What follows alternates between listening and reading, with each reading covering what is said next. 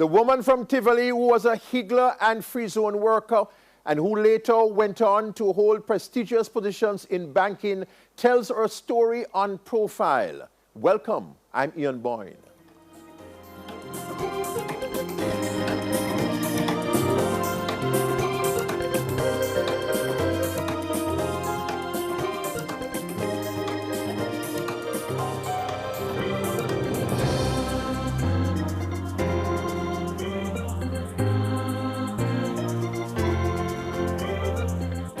Dr. Janice Brooks is the author of this little book which tells a big story anchored in purpose.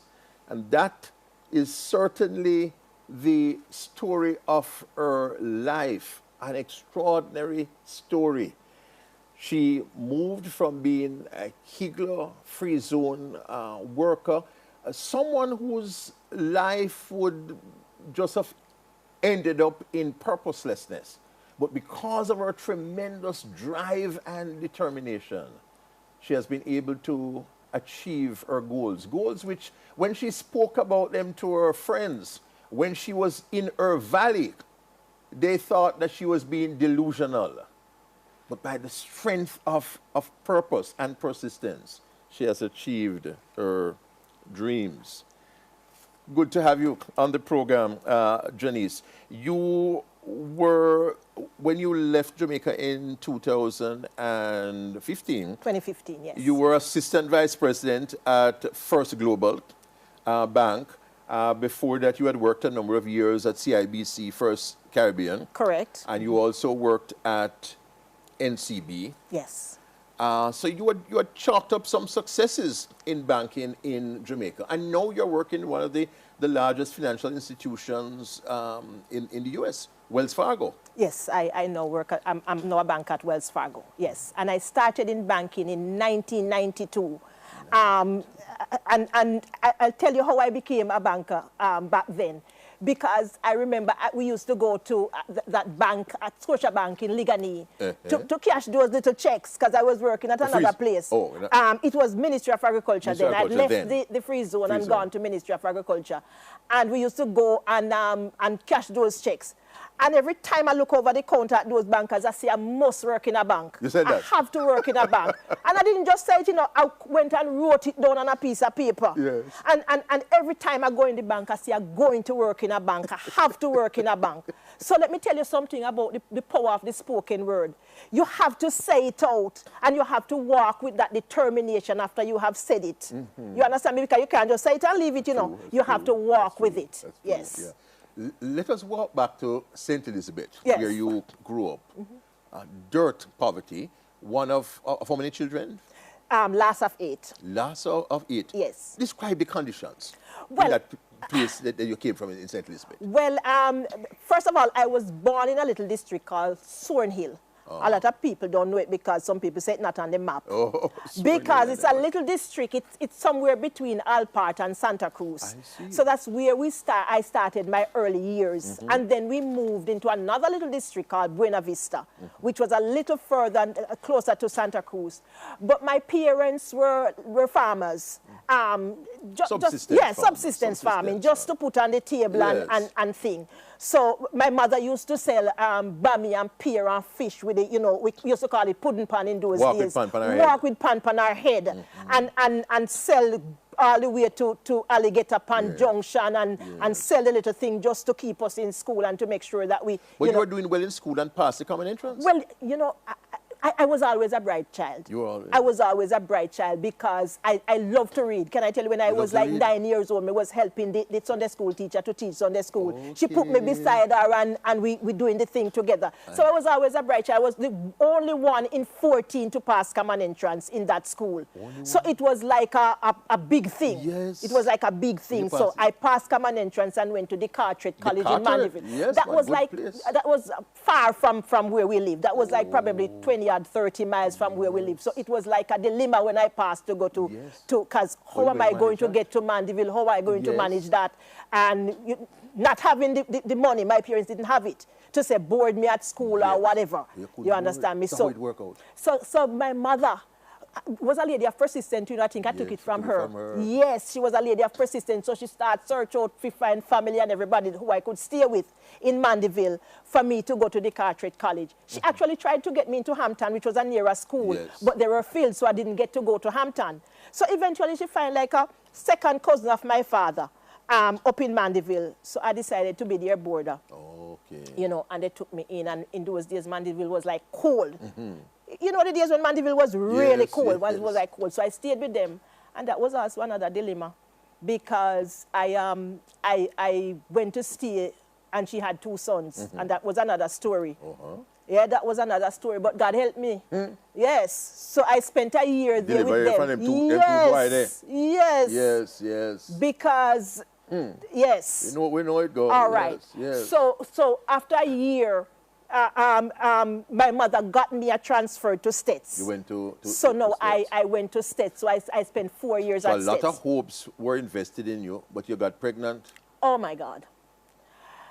Or 17 or so you got pregnant? I got pregnant because I passed common entrance early. Yes. Because I was bright. I tell you, I was bright. So I passed common entrance early. But, you know. You get a fall. Yes. So I got pregnant at 17 plus. 17 plus. Just after graduating. I don't even sure if I did graduate good.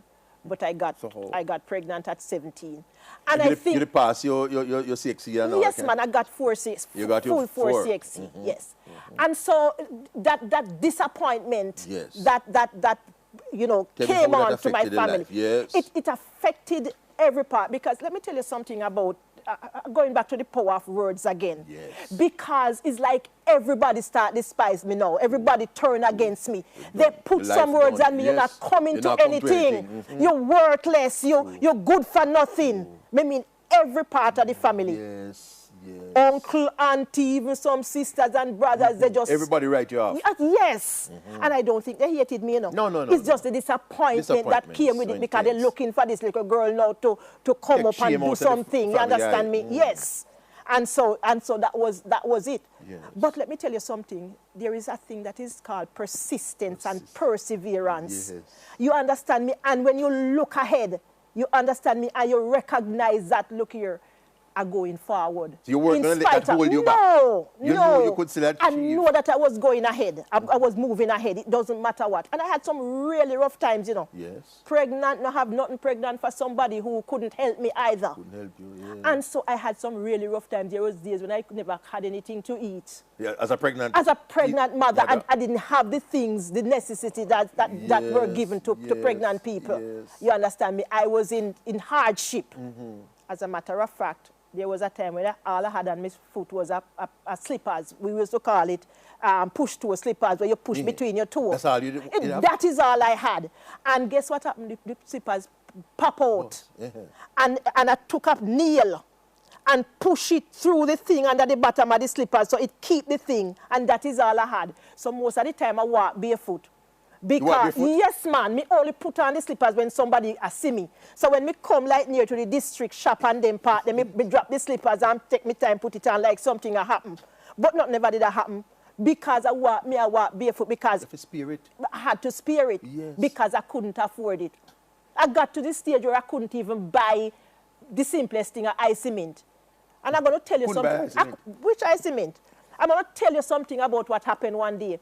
So my mother saw that I was in so much distress. I never had anything. I just sit down under a mango tree and never had anything to eat. And I remember she called me around the side of the house. And she said to me, go out to that mango tree and pull away a stone that you see near to the mango tree. You'll find a 50 cents underneath it.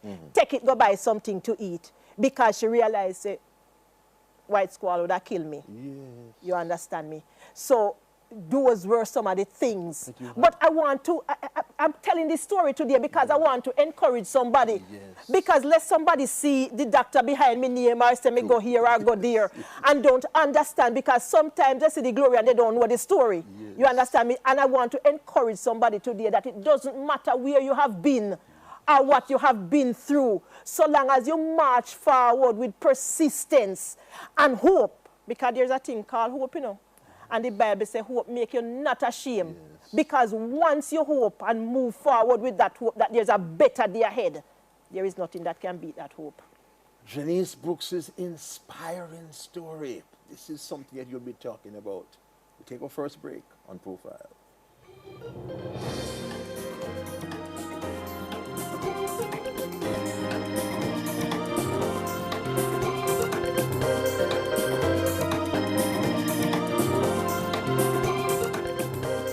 Janice Brooks received the doctorate this year, a doctorate in Christian counseling.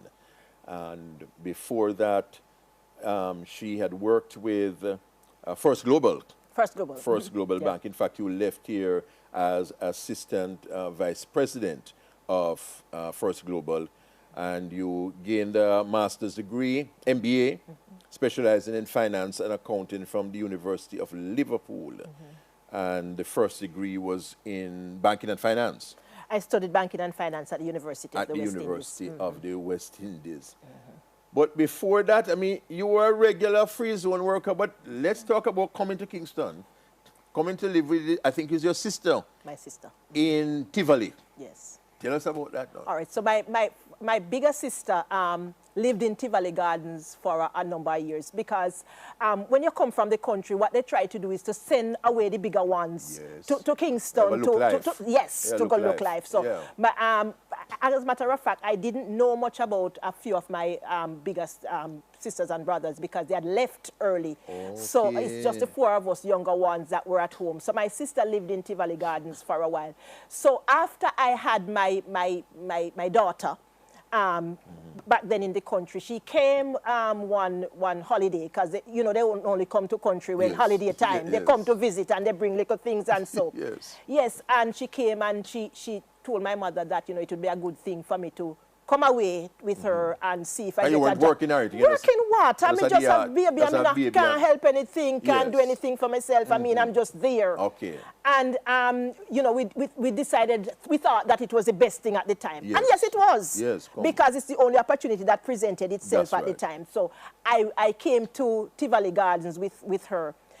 She lived in the area of Tivoli Garden that they call Lizard Town. Lizard Town, That is the side nearest to Coronation Market. So we lived on one of those buildings further up. And so I came to Kingston with her.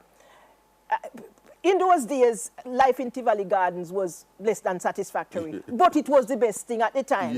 You understand me? So you hold on to what you could get to hold on to at the time. So yes, I came to Tivoli Gardens with her. And I remember for a while I started to look for jobs. Anything to do, you know. And one of these things that struck me in those days was that life was different from the country. You come to town now, it's not the same thing. So you have to adjust yourself. And that is one of the things that young people need to learn, that whatever the circumstance, learn to adjust. You can't just put yourself into a barrier and say, or a box and say, this is it. You have to learn to adjust to whatever circumstance. Important lesson. You understand me? And you have to tell yourself to, you know, that comes what may, you're going to make it. You're going to make it. You understand me? Because sometimes some stones are going to hit you, you know, and you're going to fall down. But it's your determination to get up and move again. Because if you think about my story, there could be 10,000 other persons who have had my experience. But what have they done with the experience that they have had is how they use it. So I came to Tivoli Garden. I remember one time another sister of mine came later on in some years. I wasn't working yet. But you know what we used to do? Me and her used to put on with clothes sometime at daytime. And we take one bus to Halfway Tree. And we walk up Hope Road and down Hope Road, asking at every place if they have any work. You go and ask you. Hello. That's right letter. You're going out to people. We ask for it. For work. Hope Road and Old Hope Road. Yes. Sometimes we're tired when we reach back across road. You see? To go back down to downtown. All right, we never get no work. But out of stroke of luck, we heard that a new factory was open in the free zone. And Marcus Garvey Drive, they call it Garmex Free Zone. This was Universal Knitwear, I can't forget it. Yes, I know it. Man. And it's a factory that they were going to be knitting sweaters and those things. So you know they're having like that day when everybody come to fill up your paper, write your name, address, and then they could think they make sure you can get the work. So we go down there. And that was another stepping stone. Yes. Because we get the work, I get the job at Well, you come from Tivoli, so yes, advantage. hello. I know the system got every time. Yeah. So I got the job in freeze one. This was a tallness in machine that you have to look up at. Yes. Big machine, and you push it some to knit. Work hard. Let me tell you something. But we used to work a thing called piece rate in those days. So me never used to take lunch or break. Because if me take lunch or break, me now go get enough, make enough money, make the quota, the piece rate. But guess what happened? I worked hard. And let me tell you something. Young people must work for what they want. You understand me? You don't sit down at the side of the road and say that you can't do this or you can't do that. Because one time I said to myself, so it's not me, did go to high school and get 4 subjects, how me get in a factory here. but let me tell you something. When you say it to yourself, you have to answer it too. You have to answer it, and you have to recognize that you're on your way to a greater destiny. You're on your way to a greater purpose. And sometimes when you're on your way to a greater purpose, the road is not going to be easy. But you have to be determined to walk on the road until better come. There was one time I tell myself that I'm either going into a valley or coming out of one. You understand me?